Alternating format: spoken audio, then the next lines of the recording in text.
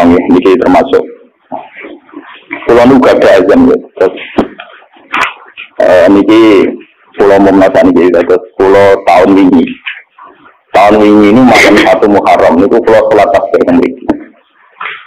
Karena 1 Muharram nanti itu pas tanggal 26 November ya.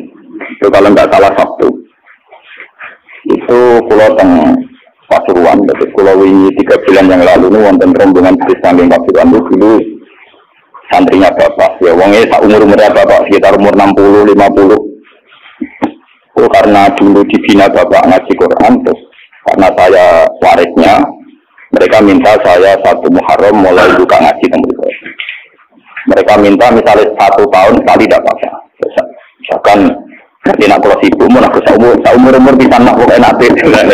Ya, ini kalau turun dia sih gue tak turun dia. Kalau umur bisa, nanti kalau tapi nanti kalau mengkai kalau tetap sholat tasbih terus mangke dengan jamaah deh biasa tak kebiasaannya. Terus nanti yang buat ibadah wajib pateng dalam mangke kalau sholat tasbih yang mereka kalau pimpin. Kalau kepengen hubungannya kalau baik dengan hubungan sujud dengan Allah Subhanahu wa Ta'ala. Memang hubungan sujud itu dimulai lewat ilmu, lewat apa? Kayak saya ngaji tafsir. Karena ilmu saya yang paling original saat ngaji tafsir.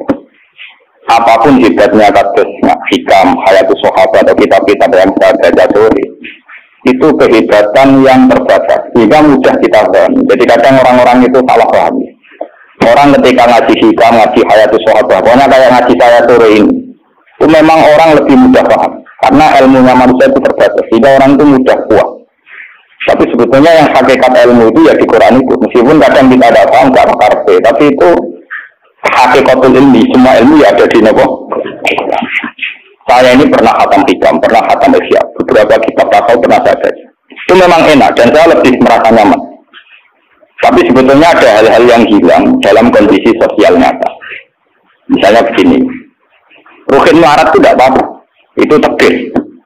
Orang roh kota, orang roh rumah sakit, gak roh nomor telepon rumah sakit itu tidak apa-apa, itu tegir wong khusyuk, wong melarat itu orang rohan. Kayak tidak ada apa-apa, ini normal-normal saja. Tapi sifat khusyuk ini akan hilang saat ibunya sakit atau istrinya sakit. Ngeterone rumah sakit dia lagi duit. Dia belum koncone ora dipercaya, tekan alamat rumah sakit ora roh pilpune. Ya, nanti status khusyuk jadi fatwa. Wong ora darani khusyuk tapi nopo? Paham nopo? Makanya santri-santri yang ngaji kula tak provokasi.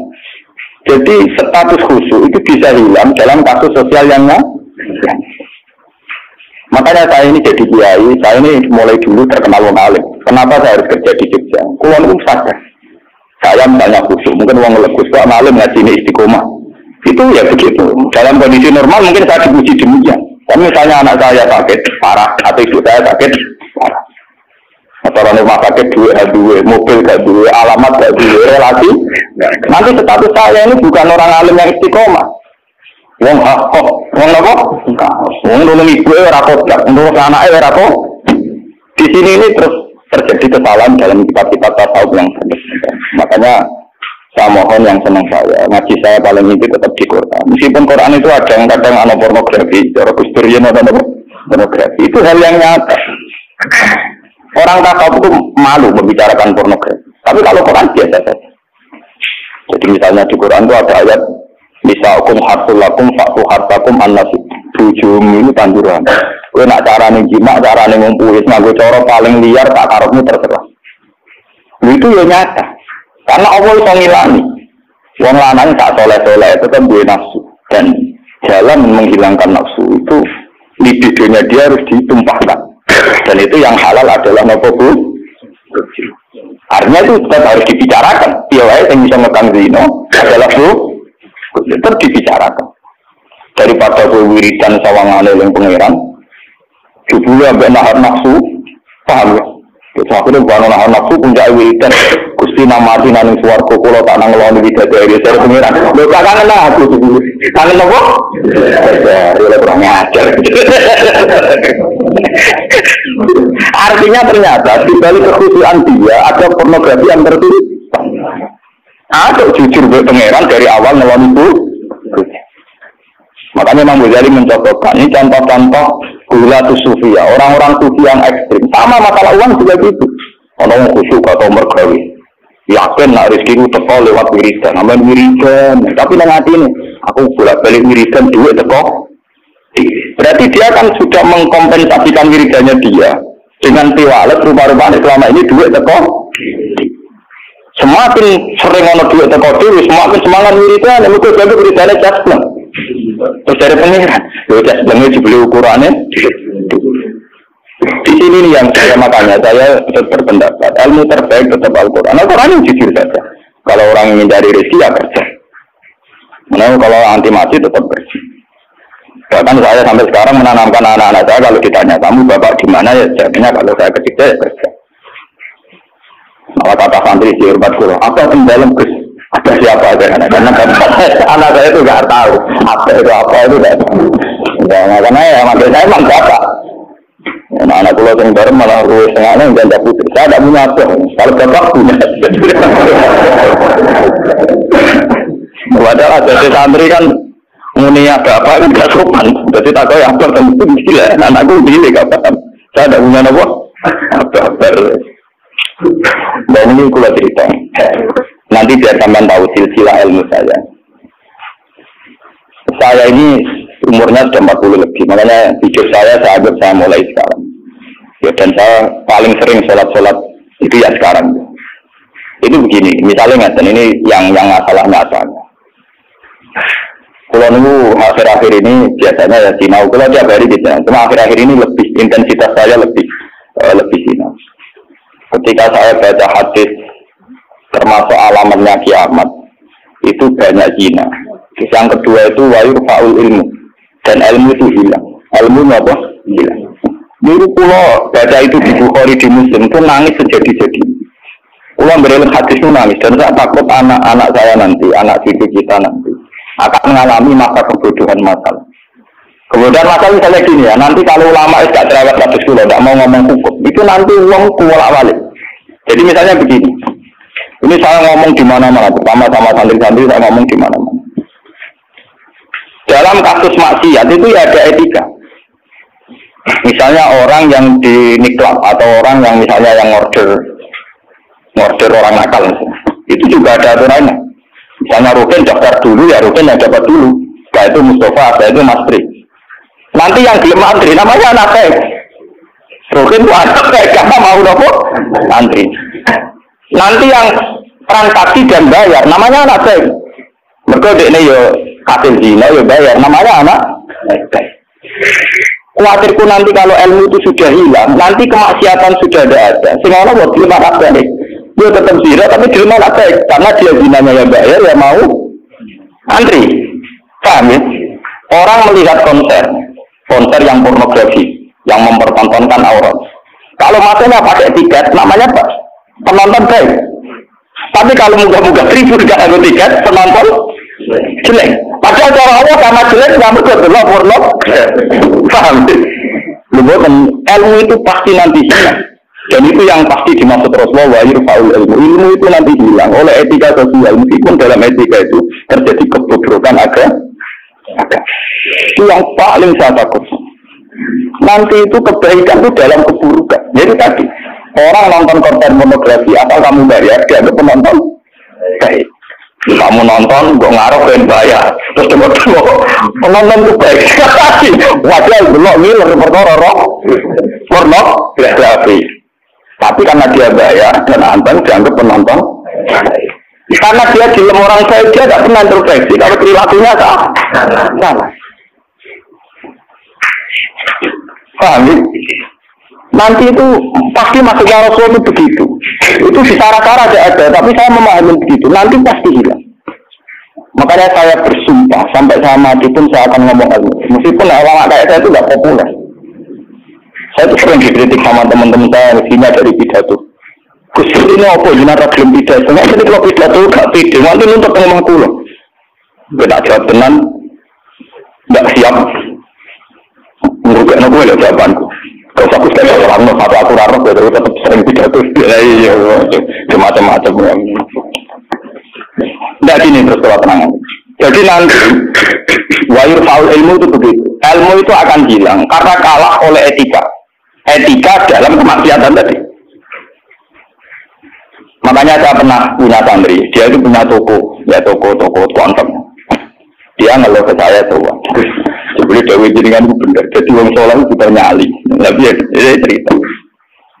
Pegawai negeri PNS itu kan punya gaji tetap, paham ya? Gaji tetap. Rasa tersinggung, biasa lah itu. Anggaplah mau mengerti pangeran, gue tak kayak itu. Lalu ada modal orang. Itu ya tahu. Ini satu murah.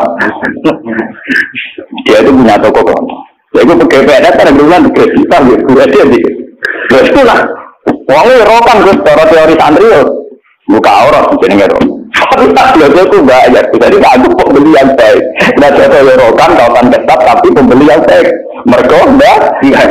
Kalau betul seolah begini lagi sekolah aku betul tapi tak belajar. Nah jadi melayani kan. Pembeli yang tidak. Uang saya ini proses.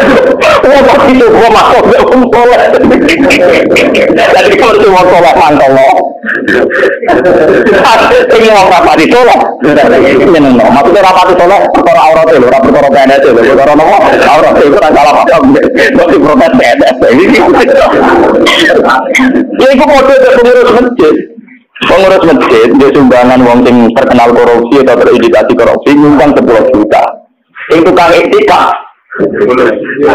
Mulai kira-kira enggak karuan.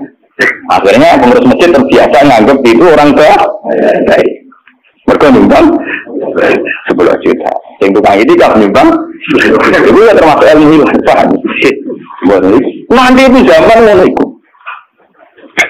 Mulane kula niki saniki ulama sering di, untungnya ulama terkenal ngalim, mungkin hikmah gede. Ini bukan lulusan sombong, hikmah gede. Nah ngomong jangan langsung ngomong. Karena pendapat saya itu tidak populer. Mau kalau terkenal ngalim, ini orang misalin ke saya semua. Karena pendapat saya tidak populer. Saya sadar. Saya pernah pengajian di rumah saya sendiri pas mulutnya. Mungkin ada sebagai jamaah sini yang ikut. Orang tetangga saya rata-rata di rumah saya. Tapi yang berkulau di acara tak umum. Wah, cara kisah garawo gak enak. Ini kisah nak diundang gitu. Pokoknya dia nak undangan ram bayar itu teko. Tapi nanti bayar di ram teko lawat itu. Kita ngomong, wah aku nak di acara. Nak nganggur itu teko nak orang rapopo. Pokoknya nanti dunia anak cucu ram teko malah apa? Ini pelajaran pun. Kamu saking kepengen juga gitu masyarakat. Tapi uang tetap sekian gitu. Tetap tapi tak umum. Saya tidak tersinggung. Nanti kan teman tidak. Nah ini juga terus balik. Terus yang ketiga contohnya gini. Kiai ku kados kula nu lebih nyai 5 tahun bapak 2000 pun manggal tenan cara ra eling Quran manggal. Masyarakat yang anaknya setengah idiot atau yang dianggap gak pati pinter itu di pondokno. Nating idiot gak bagus. Wong itu kadang nganti tamat mantan itu lebih cuma mulai termasuk kiai menteri kiai gede tamat lagi itu semua. Gus kula nu anak. Problemnya itu dia hiperaktif nyata-nyata. Anak padahal kakaknya di UGM gini-gini itu coba yang itu supaya mondok di sini gini ya sudah begitu. Untung kalau termasuk dia ini yang rapati butuh duit rapati butuh biasa memang tapi soalnya tak mati lagi kayak gitu. Lalu itu setelah itu tidak kakil mondok di saya karena tak mati itu gang beberapa hari semua si ngomong itu orang melarat ya orang melarat tidak tamat munggo orang mungkin marah itu tak bisa ya marah dari itu. Ya sih anak yang baik karena dapat prestasi di sekolah umum, yang tidak baik di pondok. Wah nyorok gusti kalau ini wong suka kalau tidak bisa lagi ini terus budi kan etika keulamaan kan bisa marah tuh rawa. Satu klub oleh. Jadi nak misalnya rawa, nak klub nama. Oke coba misalnya nama. Jadi setelah itu yang menyelamatkan hati saya itu satu, yaitu tadi. Kenapa di Al-Quran diulang-ulang innalladzina amanu wa amilus. Jadi sebetulnya begini, ini yang peringatan ya, bagi teman-teman yang mungkin di sini ada PNS, ada orang-orang yang biasa punya selera elit. Cobalah Quran ini dihidup-hidupkan lagi amanu wa amilus sholihat. Dalam dari Quran pokoknya yang baik itu amal soleh. Jadi misalnya saya sebagai orang alim di Pondok Irukin. Dia sudah misalnya idiot, melarat, aneh-aneh. Di pondok Mastri, terus melarat aneh-aneh. Pondok Mustafa selamat gak pahaman. Kalau dalam teori pendidikan modern di mana butuh bibit unggulan, ini itu nggak masuk semua. Karena sudah ada bayar, idiot, ngawur, aneh-aneh gitu ya. Itu kan repot. Wah, itu kan repot. Jadi kamane nanti kok Mustafa yang tenang, wes ratau salam tembak lah kok dia ini rata-rata kopi, dia yo rata-rata apa? Kopi ya, memang mesti gak terima deh, nabo. Gue kiai ora salat nabo. Kopi ya, misalnya tak urus salat kopi ya, kok ada dia, wah dia karpe kiai ideal. Ngaku karpe dia. Padahal kiai ini susu rata dia kopi harus gak pernah mereka, ngurusin dia ini tuh tak kelaparan. Nah ini contoh. Nanti suatu saat ada era, sekarang sudah mulai. Sekolahan yang hebat adalah sekolahan yang luar biasa dengan makna santrinya ikunya bagus. Siswanya videonya nopo bagus, pola sosialnya bagus, pembayarannya nomor penting gini bu, pembayarannya nopo.